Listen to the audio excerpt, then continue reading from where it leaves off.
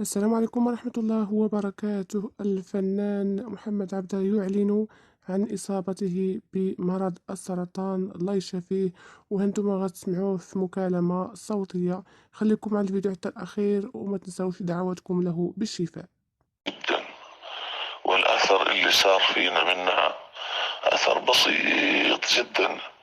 ايش تاخذ كيماوي انت وانا اخذ كيماوي الان في باريس؟ انا الان اخذ كيماوي يا حبيبي.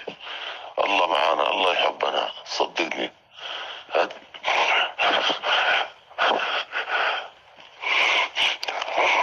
من محبة الله فينا.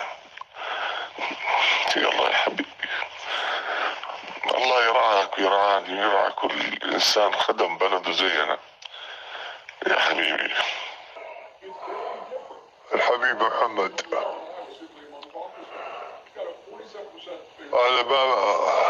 انا ما ادري شو اقول.